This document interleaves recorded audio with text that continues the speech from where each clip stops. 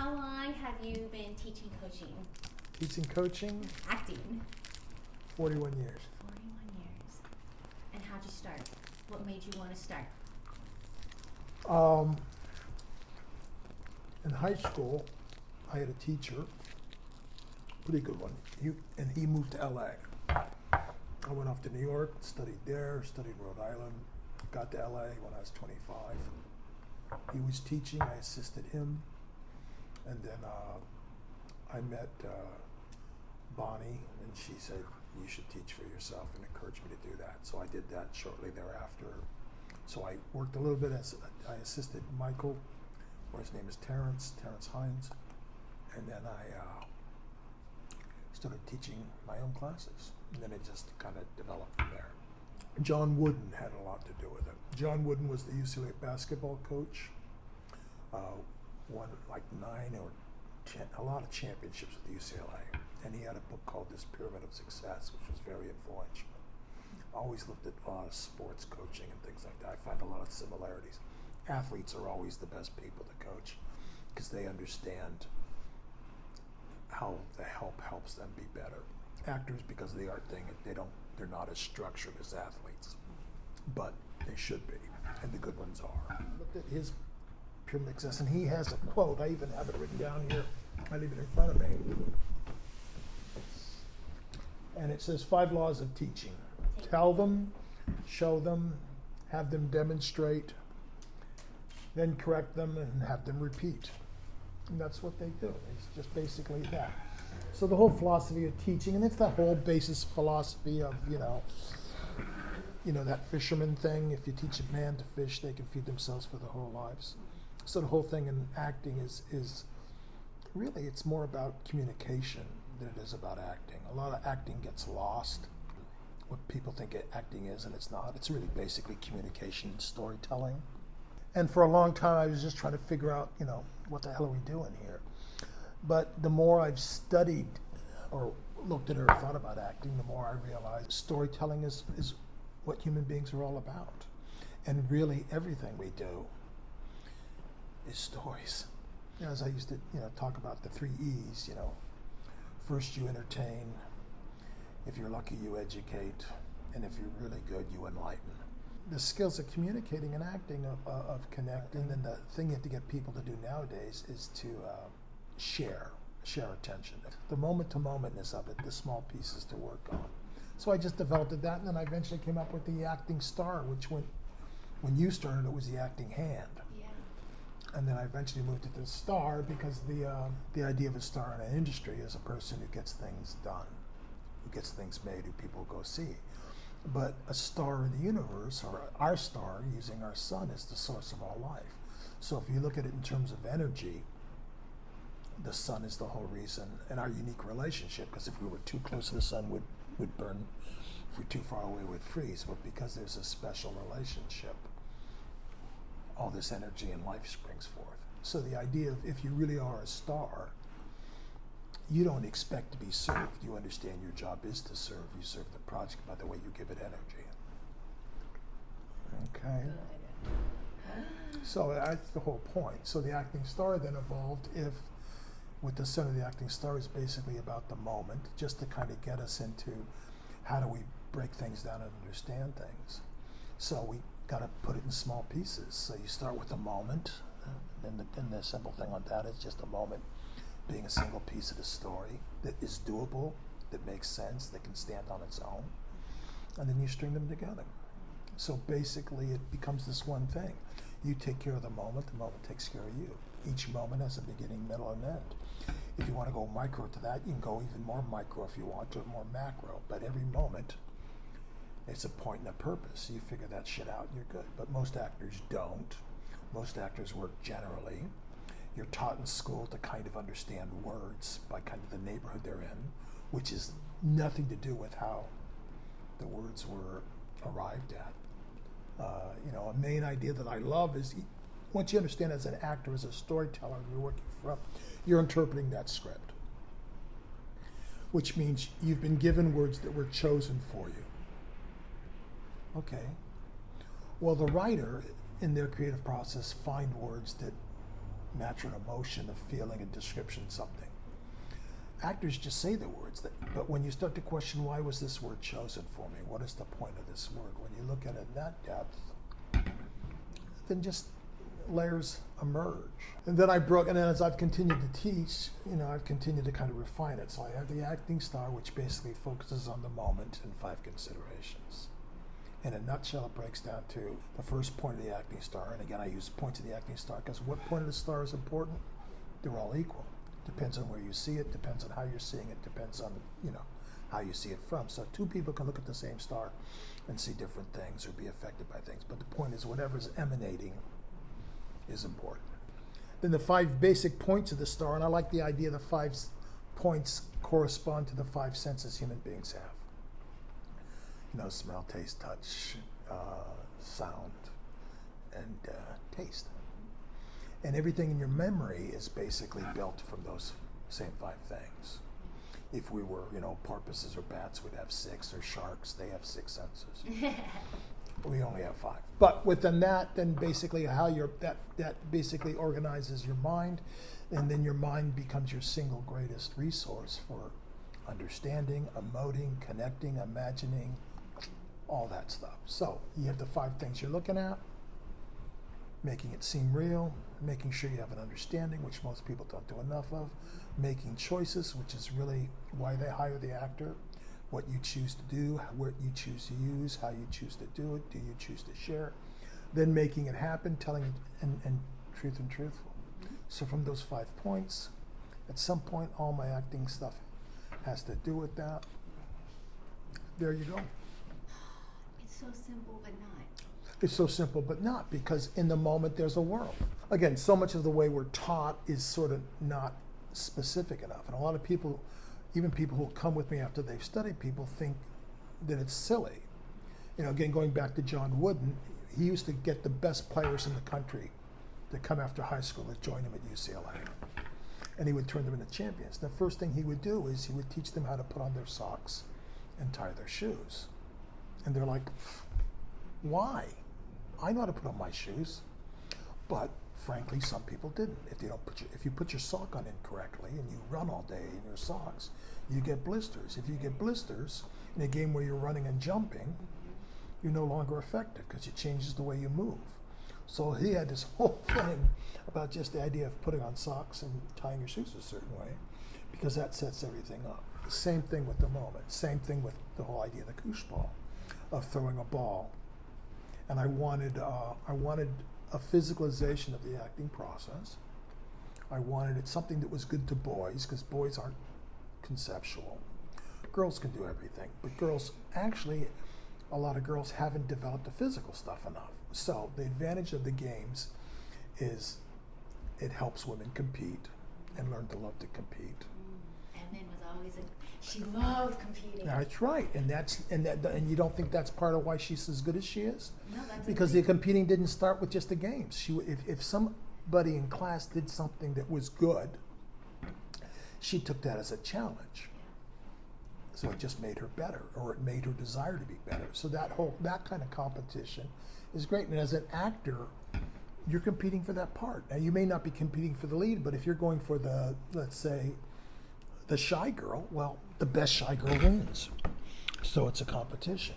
So it's never not a competition, but it's a cool competition, and that you're not directly playing the other people. That's where it got ugly in the business, when you'd have these mothers who would try to game the kids or do things like that. That was awful, and it wasn't necessary, because it's still kind of like golf. It's whoever plays the course the best. And again, golf's interesting because it's all about minimizing your mistakes. Acting is very similar in that, is that the person who gets the cleanest moments wins. Now coming to self-tapes, we're back in that again, because your audition is who can string together the best string of moments. And then it's a moment-to-moment contest. That's all you can really hope for as an actor. You break into moments, then you group it into actions, and then and that pretty much gets you everywhere you're going to eat, because we think in actions. But we don't understand that there's a lot. I mean, if I ask you to stand up now, I'm not asking you to do one thing. I'm asking you to do 10 things, because you're going to have to shift your weight. You're going to find your balance points. You're going to have to move your elbows off the table. You're going to have to move your feet. You're going to have to lean back in the chair. You're going to have to push up the right way, you know. And people don't realize all these little pieces. So when you get direction, you're not changing all these things. You may be changing this thing or that thing. So it's just that. And most people don't truly get the moment to moment. Now, some people just do it by habit. These people who are sort of like savants at it, they just understand sequencing, ABC, you know, acting like a recipe. And if you look at a recipe, it's not just ingredients. It's ingredients. It's how those ingredients are assembled. And then it's sort of the time it takes to put those things together. Same thing applies to a script. But the first thing you have to do as an actor is figure out what your ingredients are.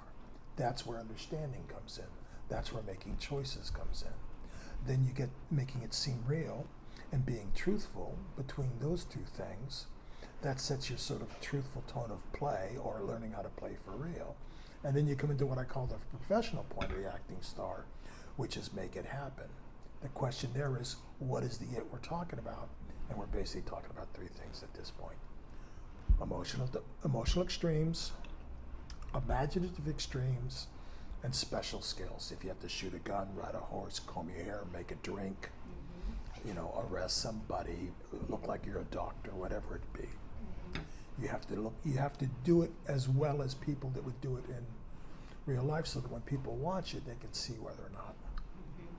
You know, you see that when, you know, you used to see it when people would smoke, and you could tell they don't smoke. Or you see people with guns, and you know, like, oh, they couldn't hit anything. Anyway, that's basically it. It's that simple. Oh, it's so good, though. It's so good, Drew. Mae Whitman never liked to play the games, but when she would watch them, she wanted to be the best actor out there. She would compete, and it's a healthy competition. Drive to the people who really succeed. There's just sort of a drive, and there's an ability. They want to be there, or they really enjoy it, or they love it. Some actors, they just love acting. I have certain actors come in and it's like, well, this kid loves acting. Help him do it. Some people love the attention. Some people need the attention. But then you got to be good enough to get the attention. And then ultimately you have to be good enough to be willing to share. So my measure of a good actor is an actor who makes the people around them better. And once you understand that if you invest in somebody else, it comes back to you. And the good actors understand sort of the action, and they understand what I call the math of the interaction. If I looked at you and I said 2 + 2, what do you think? Yeah, that's where the audience goes.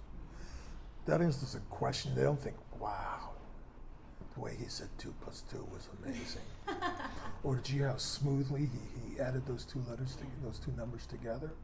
No, you say 2 + 2, and the audience goes 4. And then if I then said, and 3 more, the audience just goes to 7. And if I say, and subtract 6, Yeah. they're like, huh, what? We're talking about 1. And that's it. But see, most actors look at their part and they sit there and they're like, +2, +2, +2. And the audience doesn't care about that. Not really. I mean, you want, that should be almost an afterthought. And afterwards you get it, because you're sitting there at 7 and going, how do I get there? Oh, that kid did that amazing too when he was at 5. You don't see that. But the directors, the people who are storytelling, the people who know the story, they know, you know when a moment sings, you know when it's right. And that's the whole thing. And that's why, like, we used to do the koosh ball. If I throw in a ball and you catch it, I see you got it. Well, I don't have to ask, did you get it? Yeah. I saw you get it. But a lot of people think their job is to say things, and their job is to do things, communicate ideas, change minds. Changing minds is hard to do, but all stories are about that. All stories basically have some message or moral, which means at some point there has to be an awareness, an epiphany. And I don't care if it's a commercial, all these stories, I mean, there's a certain formula to it, And you know what, if you're doing a movie, you know the first third is basically an introduction, middle is the third of the meat of the problem, but it still comes down to just the pieces, and then making sure you work the right way. And then everything else then becomes quality of life issues. Acting really is a collaborative activity, and maybe there's a voice or maybe there's an idea, but everybody has to sort of push in the same direction for it to really work. All the games were about the communal, it's about A, competition, B, community, C, sort of learning how to kind of handle it. And the whole thing of the games is that the harder it gets, the better you gotta get if you want to survive. So I've had so many actors talk to me about on sets when things got weird, it's the games that would come back to them. When you're doing the 10th take and the camera breaks or this goes wrong or this actor can't remember their line. So instead of getting upset and kind of piling on and sort of the blame or the guilt or the energy and making the energy so foul, you just get better. You just continue to do your job. Confidence comes from competence. Competence comes from confidence. So when it gets bad, you take it upon yourself to get better, and you lead by either example or you lead by sort of attitude, or you kind of, you don't make noises, you don't make faces, you just suck it up and go back to number one and get the next one right. That again comes to quality of life issues.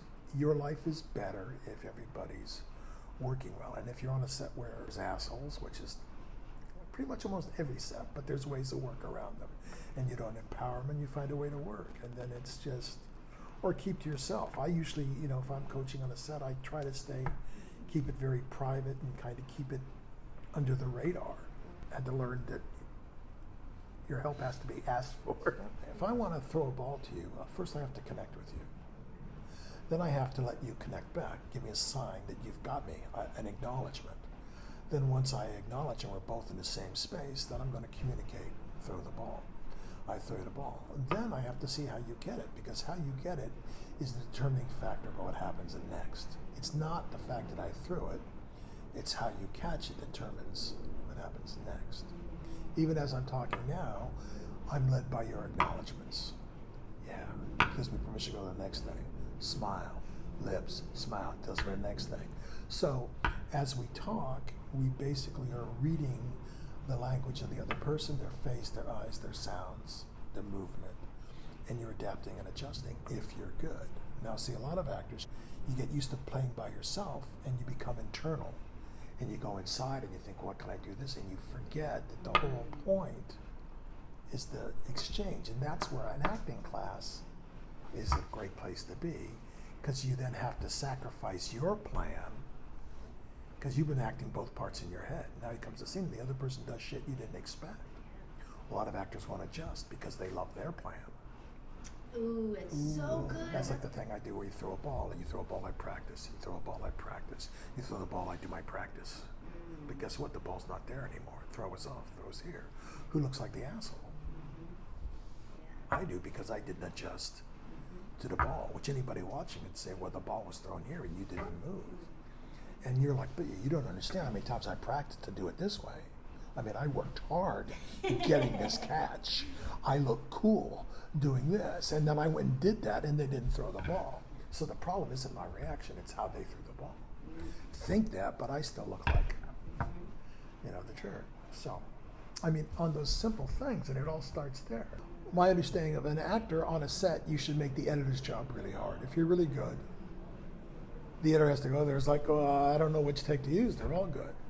And now it comes to self-tapes, and that's exactly it. Okay, except now it's like, let's say you're doing an audition, and there's 50 moments. Okay, so basically you got a 50-moment contest, and if you lay down 50 good moments, but the problem with the tape is if you mess up. See, if on a set you'll shoot that 10 times, and you'll just sew together your best 50. Shoot it 10 times, you'll have wonderful moments all the way through. But for a tape, well, you got to get all 50 in the right order. So that's really almost more like theater. But, you just got to stick with it and learn how to do that, because nowadays it's all about self-tapes. Did you know what you were creating when you were creating it? I knew that the environment wasn't. Well, it became clear to me because the amount of homeschooling you guys did, that it was a special place for you guys, and you didn't have. It wasn't like a lot of you guys didn't have that sort of camaraderie, or I could just tell by the way people hung out together and the way you would hang. And again, I always watched the class and the way you would socialize, because I'd see so much great stuff when you guys were just shooting the shit and hanging out, and I'd see so much life. And then you come in and act, and half of it's gone. So it's so that whole idea of bringing your best self, and I wanted it to be. My idea was to make it like a picnic. You know, that's why I would instituted the pizza break and all that stuff, just so that there was. I mean, the games part was all about togetherness and teamwork and playing. Just playing. That's the whole thing of play for real. The whole act of playing. And I wanted to keep it physical, so it's good for boys and girls. And at the same time, I wanted to create games that we could play equally together. That's why the whole shop hockey was born out of developing a game that took away the physicality of males, at the same time took in sort of that sort of women's ability to sort of understand in space and figure out certain things. So I wanted to kind of create a way that in a developed, the girls were more flexible, so they turned out to be the best goalies, and guys, you know, throw the ball better, so they became the best scorers. But then certain people, you know, became touch masters, and you know, it all sort of evolved, and then it just sort of worked. And then people just really loved, boys and girls really loved that playing together and that whole teamwork. So the hockey thing became very important in terms of, because it was revealing on who people were and why that. But then the whole games that were is the whole idea of that. An actor, really, you need to just come and play, and but you know, that whole thing of freedom through structure. The better you understand the structure, that your freedom comes from sort of how well you understand it. Same thing, the moments in doing that is once you have a full understanding, then you get free, as opposed to just hoping you get lucky. Yeah, you'll get lucky, you know, but the question is how good are you on your worst day, and that's how good you are. So, and you can be pretty damn good if you have the right kind of habits. And so my job is to teach habits, give you guys a safe place to play. I love the idea of truth, and you know, I always liked acting just because I like the idea of truth and honest storytelling. I just like that notion, and honest play. So class itself, you just sort of shepherd it. And I've had these, you know, series of groups come through, and every group, different groups are different eras. And everybody becomes sort of important to each other. You guys were really the... Oh, geez. You were, yeah, that's right, because you were there in Burbank.